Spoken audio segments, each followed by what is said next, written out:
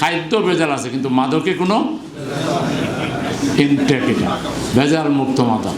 আমাদের যে প্রিয় শহর রাজধানী ঢাকা সিটি উত্তর,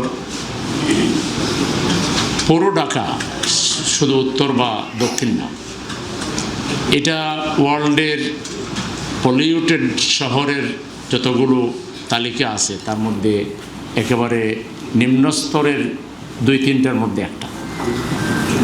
এখানে শব্দ দূষণ, পানি দূষণ, খাদ্য ভেজাল, বায়ু দূষণ, এখানে জলাবদ্ধতা, এখানে যানজট, এখানে বর্জ্য ব্যবস্থাপনার ক্রাইসিস, এখানে আপনার বিদ্যুতের সংকট, আমরা বিল দেই বিদ্যুৎ নাই, গ্যাসের সংকট, আমরা গ্যাসের বিল দেই গ্যাস নাই, হোল্ডিং ট্যাক্স দেই সেবা নাই।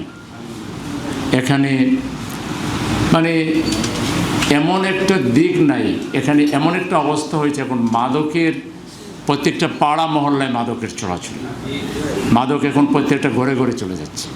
এটা কোথাও গিয়ে কিনতে হয় না, ফেসবুকে অর্ডার দিলে একেবারে বাসায় আপনার রুমে পৌঁছে যাচ্ছে। আপনি আমি জানি না, কিন্তু যারা জানবার তারা ঠিকই জানে।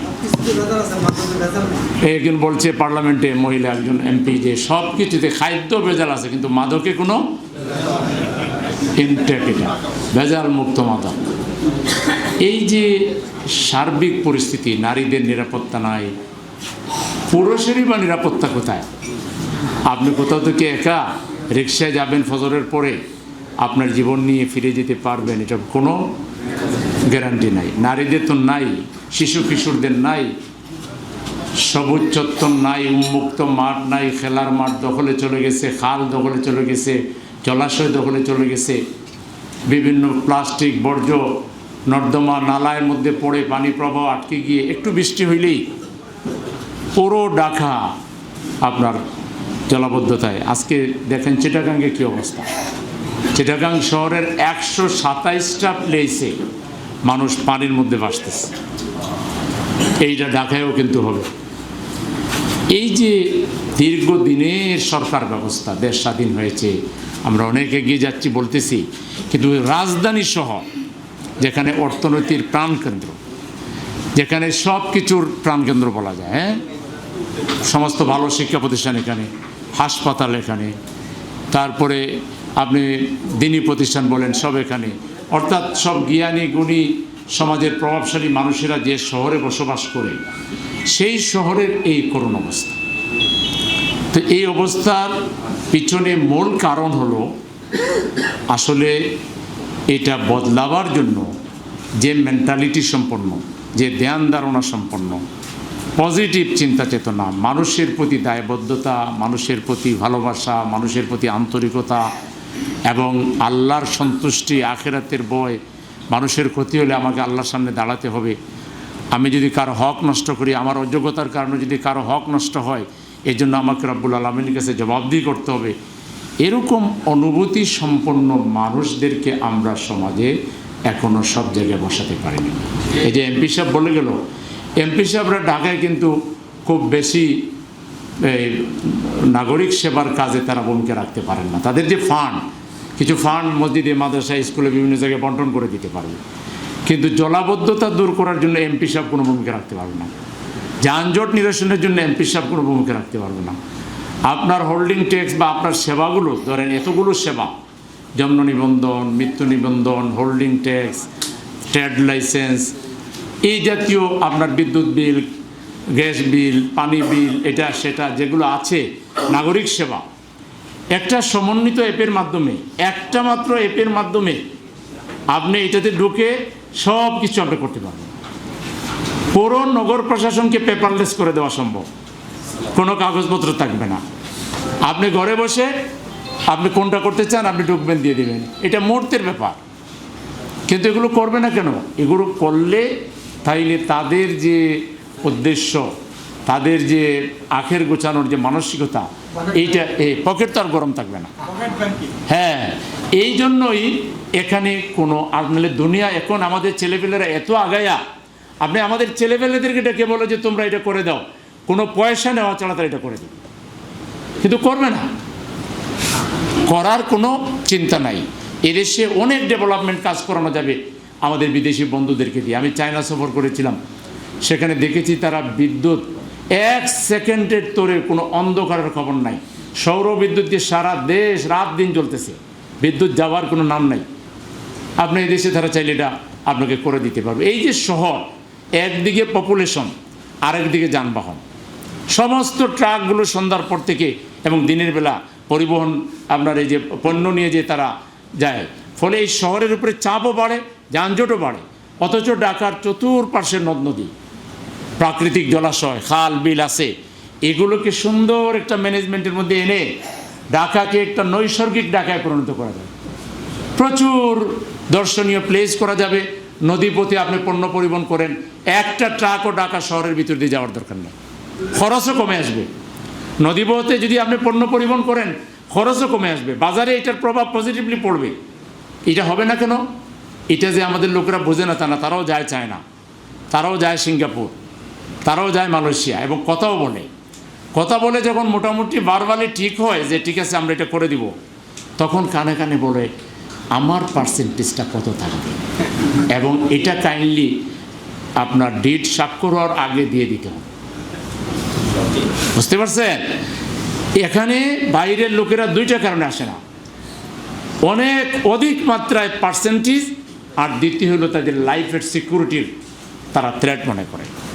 কখন কে যে স্টেপ করবে, কখন যে কে পিস্তল চালাই দিবে, এই ভয়ের নিরাপত্তার সংকটে বিদেশি কোম্পানিগুলো এখানে সহজে আসতে চায় না।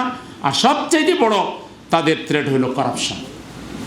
আমাদের এরা নিজেরটা ঠিক না করা পর্যন্ত, তাইলে বলবে ভাই আপনি আসছেনই না, দরকার নেই, আমার দেশ যেভাবে সেভাবে থাকুক। আপনি সৌদি আরবকে বলেন, আপনি কাতারকে বলেন, আপনি চায়নাকে বলেন, এবং আরও ওয়ার্ল্ডের বহু বন্ধু দেশ আছে, আমাদের এইসব ছোটোখাটো যে সমস্যাগুলো, বর্জ্য ব্যবস্থাপনার যে ঝামেলাগুলো, যানজট, এটা কোনো ব্যাপারই না। যানজটটা শুধু আপনি দক্ষ প্রশাসনিক কার্যক্রমের মাধ্যমে, আইন শৃঙ্খলাকে যথাযথভাবে প্রয়োগ করার মাধ্যমে আপনি যানজট নিরসন করতে পারেন। যানজট নিরসনে কী করতে হবে? প্রথম হলো এন্ট্রি পয়েন্টগুলোতে, বড় বড় মার্কেটগুলোর পাশে আন্ডারগ্রাউন্ড, ওভারগ্রাউন্ড পার্কিং টার্মিনাল করতে হবে, যাতে করে যেখানে সেখানে গাড়িগুলো রাখা না হয়।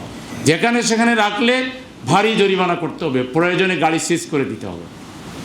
তারপরে ফুটপাথ যেগুলো আছে এগুলোকে আপনি আপার হ্যান্ডে নিয়ে যান, শেড দিয়ে আপনি সব ফুটপাথ, আপনি ফুটপাথের ব্যবসায়ী উঠানোর দরকার নেই তো, তাদেরকে উপরতলায় দিয়ে দেন, সিঁড়ি থাকবে, ওখানে বসে তারা ব্যবসা করবে, যার দরকার ওখানে যাইয়ে কিনে, কম দামে কিনতে চাইছে ওখান থেকে কিনে নিয়ে নিচে চলে আসবে।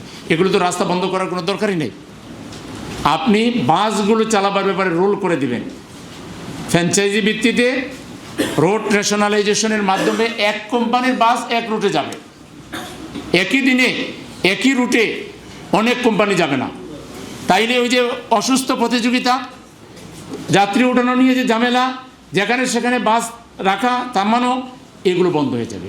4-5টা পদক্ষেপ নিলেই আপনি ওই যে অটোমেটিক সিগন্যাল ব্যবস্থা যেটা আছে সেটাকে যদি আপনি প্রয়োগ করেন, এটা যদি আপনি যথাযথভাবে আপনি প্রয়োগ করেন, 4-5টা ইনিশিয়েটিভ নিলে ঢাকা শহরের যানজটের কোনো খবরই থাকবে না। কিন্তু এটা নেবে না, কারণ এই যে অটোমেটিক স্বয়ংক্রিয় সিগন্যাল যেটা, এটা যদি চালু হয় তাহলে ট্রাফিক পয়সা পাবে কোত্থেকে? তার তো দরকার গাড়ি থামবে, ওখান থেকে পয়সা নেবে। সে চায় আমরা যেখানে সেখানে আমরা কার পার্কিং করি, যাতে করে তার কাছ থেকে টাকা নিয়ে সে এখান থেকে এবারে উপর পর্যন্ত 7 তলা পর্যন্ত সব জায়গায় পার্সেন্টেজ পাঠাবে।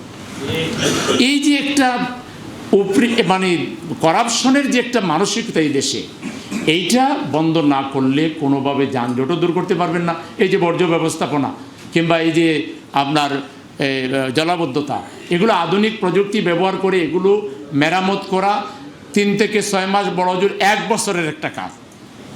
এগুলো কোনো অস্তিত্ব থাকবে না। দুনিয়া এখন এত ফাস্ট হয়ে গেছে। এখন দরকার এই মানবিক যে সেবা, মানুষের যে উপকার, মানুষের যে কল্যাণ, কুনতুম খায়রা উম্মাতিন উখরিজাত লিন্নাস, তোমাদেরকে মানুষের কল্যাণের জন্য পৃথিবীতে আনা হয়েছে। এই মানসিকতা নিয়ে যে আমাকে আখিরাতে আল্লাহর কাছে পুরস্কার পেতে হবে। দুনিয়ায় কি করে এই যে হাসিনা যত টাকা বানাইছিল, এই সব টাকা নিয়ে যেতে পারছে হাসিনা লোকেরা? আমাদেরকে লোকেরা খবর দিয়েছে, ভাই এই বাড়িতে প্রচুর টাকা আছে, এই বাড়িতে প্রচুর টাকা, এই গাড়ি আছে। আমরা জামাত শিবিরের লোকেরা বলছি, পুলিশকে খবর দাও, সরকারি কোষাগারে যান। আর আরও অনেকে নিচে তারা এটা নিয়ে তাদের পকেটে ঢুকেছে, আর ওদের জায়গায় ওরা মালিক হয়েছে। কিন্তু আমরা একটা জায়গায়ও এই অবৈধ অর্থের প্রতি চোখ দেয় নেই, লোভ দেখায় নেই। এটা যার ছিল, হয় সে অ্যারেঞ্জমেন্ট করবে, নাহলে সরকার এটার মালিক হবে, জনকল্যাণ এটা কাজে লাগবে। আরেকজনের সম্পদের প্রতি আমরা লোভ দেখাবো কেন? এই যে পরের সম্পদের প্রতি লোভ, পর নারীর প্রতি লোভ, এই যে অবৈধ লিপ্সা, এই যে কারাপশনের মানসিকতা, এটা একমাত্র আল্লাহর ভয় দিয়ে রিপ্লেস করতে হবে। এছাড়া এই জন্য জামাত ইসলামী একটা মাত্র দল, যে দলের একেবারে প্রাইমারি লেভেল থেকে মাস্টার্স পর্যন্ত, একেবারে হায়ার লেভেল পর্যন্ত নৈতিক শিক্ষার প্রশিক্ষণ আছে। কি তুমি অন্যের সম্পদ দখল করা, তুমি একটা রাস্তায় সোনার স্তূপ পাইছো, এটা তুমি নিতে পারো না, এটা তোমার না, এটা হয় মালিকের কাছে পৌঁছাইতে হবে, আর না হয় রাষ্ট্রের কোষাগারে জমা দিতে হবে। এই যে আল্লাহর ভয়, নীতি নৈতিকতা, এগুলো চর্চা করা লাগে, এগুলো এমনি তৈরি হয় না। এই চর্চার ব্যবস্থা বাংলাদেশের অন্য পলিটিক্যাল পার্টিগুলোতে নাই, যেটা জামাত ইসলামের মধ্যে আছে। জামাতের 2 জন মন্ত্রী ছিল, 2 পয়সার দুর্নীতি করা ছাড়াই 5 বছর মন্ত্রণালয় চালাতে পেরেছি। আলহামদুলিল্লাহ এখন আমাদের 68 জন এমপি। আপনারা দেখবেন এই যে এখানেই 30 লাখ টাকা এসেছিল, বলল যে 8 লাখ টাকা জমা দিয়ে 22 লাখ টাকা নিয়ে যান। আমাদের এমপি আর এই যে আপনাদের নেতা কাউন্সিল বলছে 22 পয়সাও পাবেন না, 30 লাখের 30 লাখই দিতে হবে, এবং এটা জনগণ পাবে, 1 পয়সা আপনারা আটকে রাখতে পারবেন না। ঠিকই এসেছে। এই যে হরিলুট, সরকারি টাকা উপরে হরিলুট করে যে পরিমাণ টাকা নিচে দেয়, এটা দিয়ে কোনো কাজের কাজ হয় না, সব হরিলুট হয়ে যায়। এই জন্য একটা বার আমরা যদি সত্যিকার পরিবর্তন চাই, গত নির্বাচনে আপনারা জাতীয় সংসদ নির্বাচনে যেভাবে পাবলিক জনগণ একেবারে পাবলিক প্লেসে, লঞ্চে, বাসে, ট্রেনে একটাই স্লোগান ধরেছিলেন, দাঁড়িপাল্লা দাঁড়িপাল্লা, এবং আসলে আপনারা সেই দাঁড়িপাল্লাকে বিজয়ীও করেছেন। কিন্তু বহুমুখী কারসাজির মাধ্যমে যারা দুর্নীতিকে বহাল রাখতে চায়, যারা ঘুষকে বহাল রাখতে চায়, একটা ইউনো বদলাবার জন্য 4 কোটি 5 কোটি টাকা তারা ঘুষ নেয়, একটা ডিসির জন্য 10-20 কোটি টাকা নেয়, একটা এসপির জন্য, একটা সচিব প্রমোশনের জন্য 50-100 কোটি টাকা পর্যন্ত অফার চলে, লেনদেন চলে। জামাত হইলে তো এটা 1 টাকাও চলবে না। এই জন্য এই সব কামলারা মিলে, সবাই মিলে তারা জামাতকে ক্ষমতার বাইরে রেখেছে। তো একবার রেখেছে বলে কি বারবার পারবে?